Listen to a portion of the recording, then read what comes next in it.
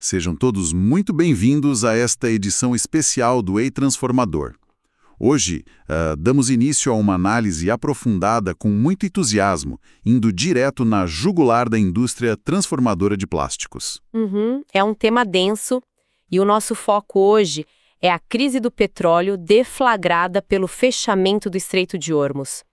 É impressionante pensar como um evento lá do outro lado do mundo atinge em cheio a nossa indústria. Bate na nossa porta quase que em tempo real, né?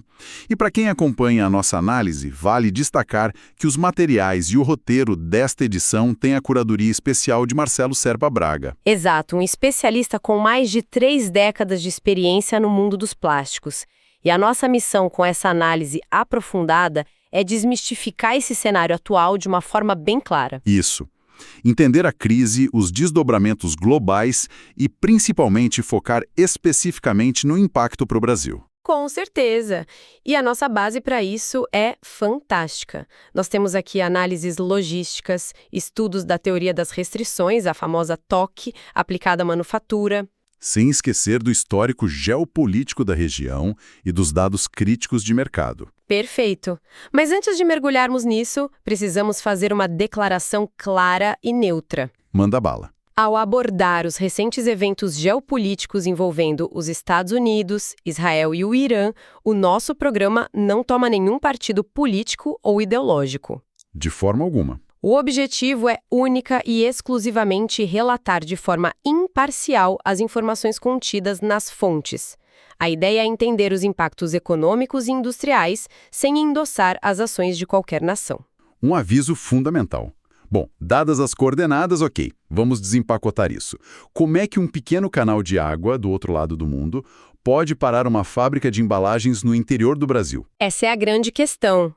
O gargalo geográfico. Hormuz é uma passagem marítima que separa o Irã, que fica ao norte, de Omã e dos Emirados Árabes Unidos ao sul. E a gente olha no mapa, parece grande, mas... Mas não é.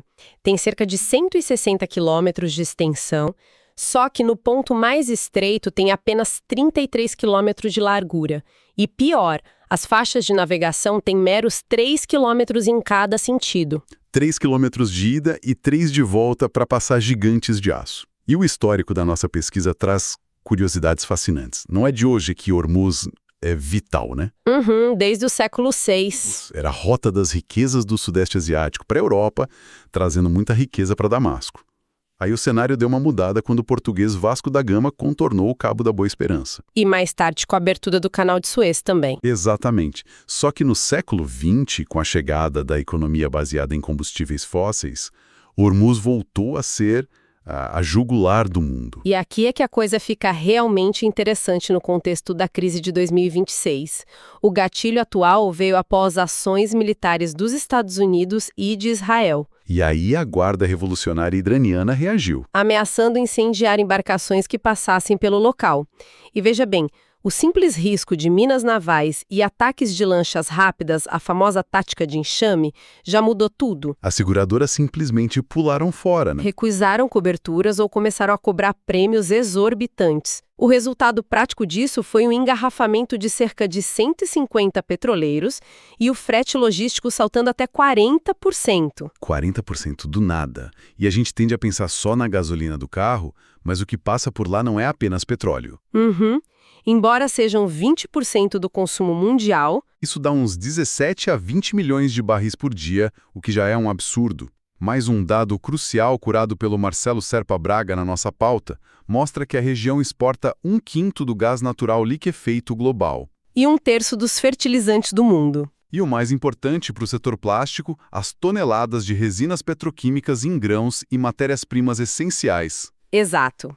Isso nos leva direto ao efeito dominó global. Porque os países exportadores ficam presos nesse gargalo. Arábia Saudita, Iraque, Kuwait, Catar, Bahrein, Emirados Árabes Unidos, o produto não sai. Não sai. E na ordem de gravidade de quem sofre do outro lado, a Índia encabeça a lista. Eles importam 85% do seu petróleo, sendo 60% lá do Oriente Médio. Risco altíssimo de colapso industrial e inflação massiva para eles. Com certeza. E a China, que é a maior importadora mundial, consumindo 10 milhões de barris por dia, tem 40% desse volume passando por Hormuz. É um impacto brutal na cadeia global. O Japão também está nessa, né? Eles importam 90% do petróleo e 75% passa por ali. O Paquistão e os próprios Emirados Árabes, que são altamente dependentes da rota. Eles até tentam usar oleodutos alternativos, mas a capacidade é bem limitada. Sem falar da Europa, que sofre o impacto direto da alta de custos logísticos, mas se conectarmos isso com o cenário maior, como fica o Brasil nessa história toda? Essa é a parte que dói na nossa indústria. O Brasil produz petróleo, tem uma infraestrutura petroquímica excelente, mas nós não somos autossuficientes em resinas. Ah, então a gente fica refém do mercado externo. Exatamente. O mercado nacional depende fortemente de importações e da precificação global. Se o preço do barril dispara lá fora e as resinas globais ficam presas em Hormuz, a indústria plástica brasileira sofre o baque na mesma hora. O custo sobe e o material não chega. E lendo o material base, eu vi uma aplicação genial da teoria das restrições, a TOC, para explicar isso. Lembra da analogia do escoteiro? O famoso Herme do livro do Eliyahu Goldratt. Isso. A regra é simples.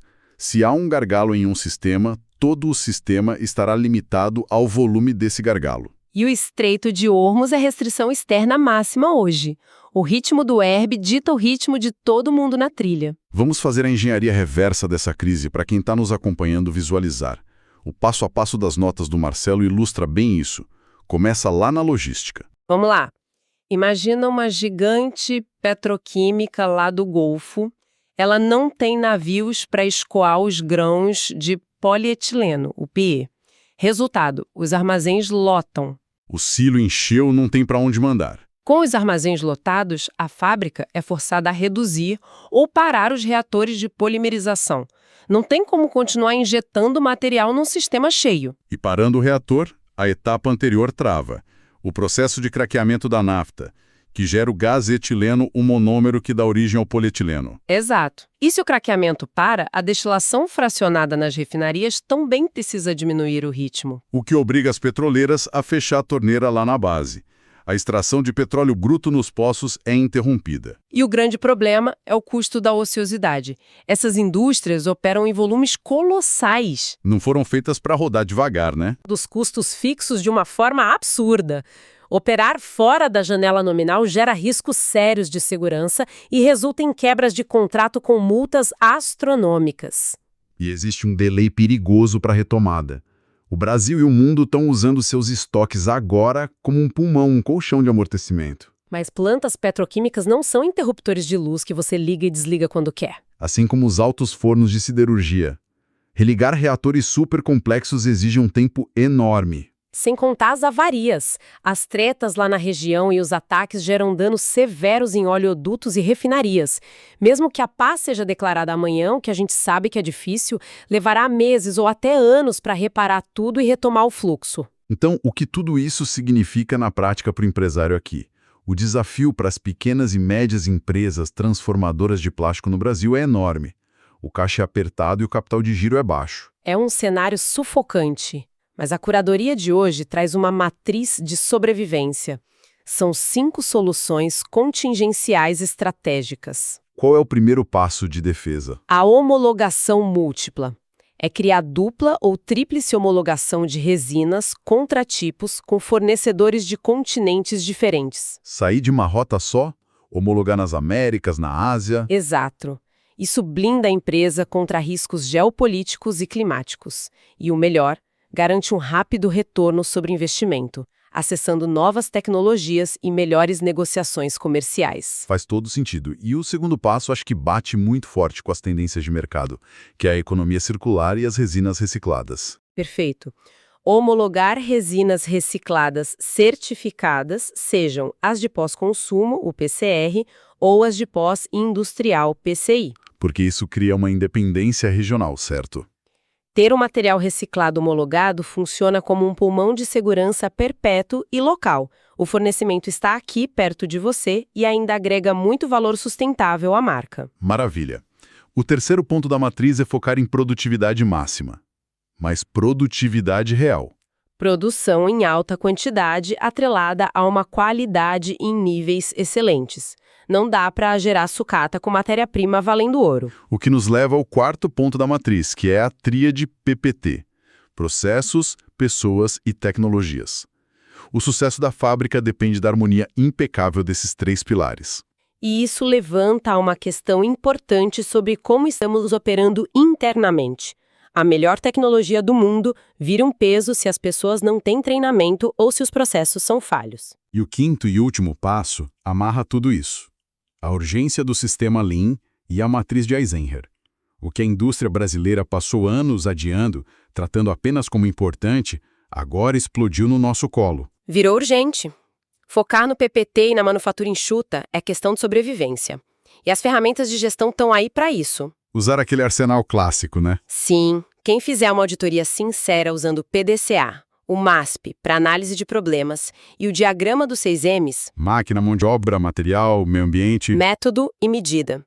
Quem usar isso para criar um plano de ação realístico, não apenas vai sobreviver, mas vai sair muito mais forte da crise. Para a gente amarrar essa edição, fica muito claro que mesmo no mundo do sistema just-in-time supermoderno, a geografia ainda dita as regras do jogo. A resiliência empresarial é a única saída para gargalos logísticos que a gente não controla. E para quem nos escuta, é vital lembrar que entender essa crise do petróleo não é apenas economia teórica ou papo de geopolítica. De forma alguma.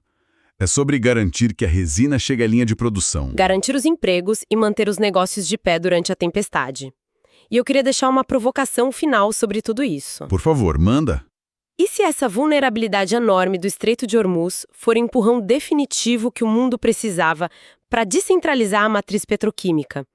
Imagine um futuro próximo onde a principal mina de petróleo de uma nação não esteja enterrada no Golfo Pérsico. Sim, nas montanhas de plástico descartado nas nossas próprias cidades. Isso, viabilizadas pela reciclagem química avançada. Será que o maior gargalo logístico da história vai acabar nos forçando a alcançar a verdadeira sustentabilidade? Essa é uma reflexão que muda o jogo, é olhar para a crise como um trampolim para o futuro da nossa indústria. Muito obrigado a quem nos acompanhou nesta imersão densa e necessária aqui no nosso espaço. Foi excelente. Muito obrigada pela escuta atenta. Agradecemos demais pela companhia nesta edição do Ei Transformador. Nos vemos na próxima. Transformador abraço